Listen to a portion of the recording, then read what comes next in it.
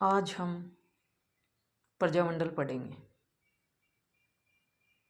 प्रजामंडल की डेट याद कर रखनी बहुत ही मुश्किल है, लेकिन आज हम ऐसे पढ़ेंगे कि सबको याद हो जाए। प्रजामंडल के लिए प्रजामंडल को स्थापित करने की जो लालसा जगी थी वो कहाँ से जगी। तो सबसे पहले अखिल भारतीय देसी राज्य लोक परिषद की स्थापना होती है दिसंबर 1927 में अजमेर में, जिसका उद्देश्य था देसी रियासतों को एकजुट करना और उनमें समन्वय स्थापित करना। तो यहाँ हमारे राजपुताना यानी राजस्थान में राजपुताना देसी राज्य लोक परिषद की स्थापना होती है 1928 में, और 1931 में अजमेर में अखिल भारतीय देसी राज्य लोक परिषद का तीसरा अधिवेशन होता है और उसके तहत प्रजामंडल स्थापित करने की योजना सोची जाती है। और 1931 में ही जयपुर है वो सबसे पहले प्रजामंडल की स्थापना करता है।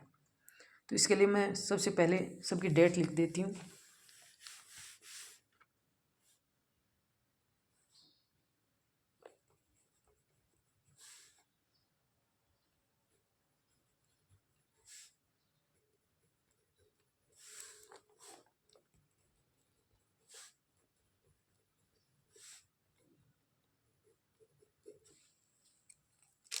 इतनी डेट है प्रजामंडल को याद करने के लिए, इसमें सभी प्रजामंडलों की स्थापना हो जाएगी।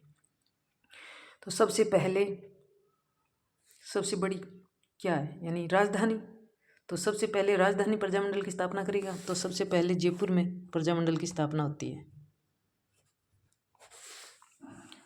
और जयपुर में तीज और गणगौर की सवारी निकलती है, और एक तीज कहाँ मनाई जाती है, बूंदी में, कजली तीज बूंदी में मनाई जाती है। तो जयपुर के साथ बूंदी भी प्रजामंडल की स्थापना कर देता है 1931 में।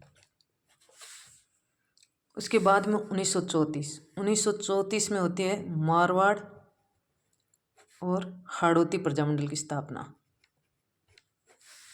1934 में हाड़ौती अपनी प्रजामंडल की स्थापना करता है, और 5 साल बाद में कोटा नाम से प्रजामंडल की स्थापना होती है, यानी 1939 में। अब कैसे याद रखें कि 1934 में मारवाड़ की कैसे हुई। 1931 में जयपुर और बूंदी करता है।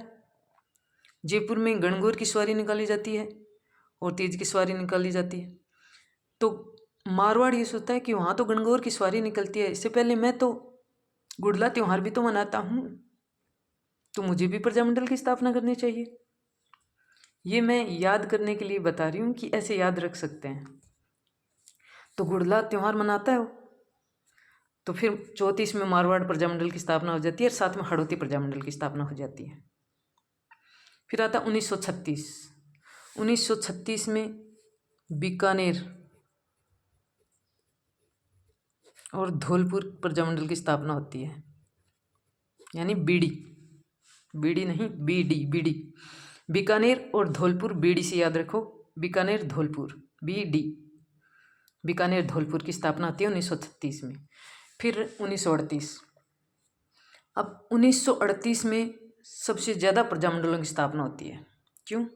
क्योंकि 1938 में हरिपुरा अधिवेशन होता है, हरिपुरा कांग्रेस अधिवेशन होता है, और जिसके तहत कांग्रेस ने प्रजामंडल को सहायता देने का काम करती है। प्रजामंडलों की सहायक बनती है कांग्रेस।